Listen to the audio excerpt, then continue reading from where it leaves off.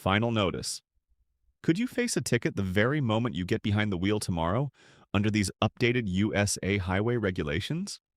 Millions of motorists still haven't realized these changes go into effect right away. And even a minor slip on the road could now trigger immediate fines, license points, or major legal headaches. The worst thing is, many folks will violate these rules without even realizing they've been updated. And once you're flagged, it could impact your license, your insurance premiums, and your everyday driving freedom. So, here's precisely what kicks in tomorrow, which motorists are most exposed, and what you must steer clear of before pulling onto the highway. Welcome back to Golden Rights, your most trusted channel for everything you need to understand about driving regulations, senior rights, and legal news that directly impacts your life behind the wheel. I'm thrilled you're here today because this is not a rehearsal. This is not clickbait. This is a genuine, urgent bulletin that every single motorist in America needs to hear right now. Let's dive in.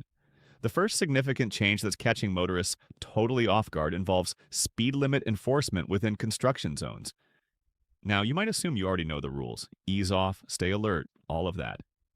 But here's what shifted. Before, fines in construction zones were doubled only when workers were actively present. Beginning now, fines are doubled around the clock in marked construction zones, whether workers are present or not. Those orange signs alone are now sufficient. Enforcement officers have confirmed they will be strictly handing out tickets to anyone going over the posted limit by even one single mile. 1 meter per hour. That's how serious this is. If you spot orange signs, treat that zone as though workers are standing right beside your vehicle. Because legally speaking, it no longer matters. The second regulation change is one that's going to surprise plenty of people, especially older motorists who have been doing it a certain way for decades. The regulations regarding merging lanes on highways have been officially revised across multiple states. The old habit of slowing nearly to a halt on an entry ramp before merging is now classified as a traffic infraction. You are legally obligated to match the speed of highway traffic before merging.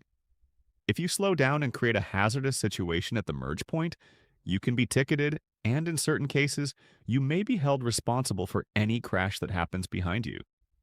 This has already begun being enforced, and officers are specifically watching on-ramps during peak traffic hours. Now, here's something that strikes close to home for our community here at Golden Rights. The regulations about prescription medication and driving have been revised, and this is extremely important. If you are pulled over and an officer suspects impairment, they now have broader authority to request a blood or saliva test, even if you have not consumed any alcohol. Certain prescription drugs commonly taken by seniors, including some sleep aids, anxiety treatments, and even certain pain relievers, can now lead to a DUI charge if they are detected in your system above a specific threshold and your driving appears impaired. I want to be perfectly clear. You should never quit taking your medications without consulting your doctor, but you need to have a conversation with your physician about how your medications influence your ability to drive, because ignorance of this law will not shield you in court. The third regulation change going into full enforcement tomorrow concerns mobile phone use. Now, before you claim you already know about this one, let me stop you right there. The new regulations have broadened the definition of distracted driving to include holding your phone, even if you are not actively using it. Simply gripping the device in your hand while driving, even at a red light, even while paused in traffic, is now a ticketable offense in most states. Your phone must be entirely out of your hand. It must be secured in a holder or placed in a position where it isn't being touched. Officers have been specifically directed to watch for this, and the fines begin at $150 for a first offense and climb significantly from there. Here is another critical update that affects senior motorists in particular. Parking regulations near intersections have been tightened. You can no longer park within 25 feet of a crosswalk at an intersection. Previously, the enforced distance in many regions was 15 to 20 feet. That extra distance might not seem like much, but if you're accustomed to parking in a spot you've used for years, you could suddenly find yourself getting a ticket for something that felt entirely normal just yesterday. Always check for the painted curb markings and measure your distance from the crosswalk before assuming you are legally parked. Now, let's discuss something that could impact your insurance and your driving record at the same time. Failure to yield violations are now being handled with heightened severity. If you fail to yield to a pedestrian in a crosswalk, even a crosswalk lacking a signal, you are now facing a minimum fine of $200 in most states, a mandatory point added to your license, and in some states, a mandatory traffic school requirement. 3 such violations within an 18-month window can now trigger a license review. For senior motorists who are already under extra scrutiny in some states, this is something you simply cannot afford to overlook. Let me also tackle something that is causing plenty of confusion and worry right now. And I want to be the voice of calm and reason for you. Some of you have heard rumors about new regulations requiring seniors above a certain age to undergo mandatory retesting. Here is what's true and what isn't. There is no new federal law mandating retesting based on age alone.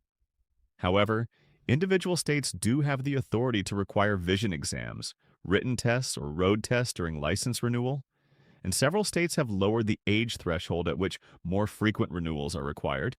If you are in your late 60s or beyond, I strongly urge you to check your particular state's DMV website for the most current renewal requirements, because this varies widely and it is your responsibility to stay informed.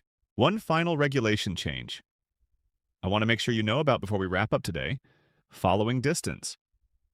The minimum required following distance on highways has been raised in guidance issued to law enforcement. The old rule of thumb was 1 car length per 10 miles per hour of speed. The new recommended and now legally referenced standard is 3 seconds of following distance in normal conditions and 6 seconds in poor weather. If you cause a rear-end collision and it is found that you were following too closely, you are automatically liable regardless of whether the car ahead of you stopped abruptly. Do not tailgate. Give yourself room. It safeguards you legally and physically. Here's the bottom line. The roads are shifting, the laws are tightening, and law enforcement is not going to ease into this. They are launching enforcement immediately, but you already have the edge because you watched this video.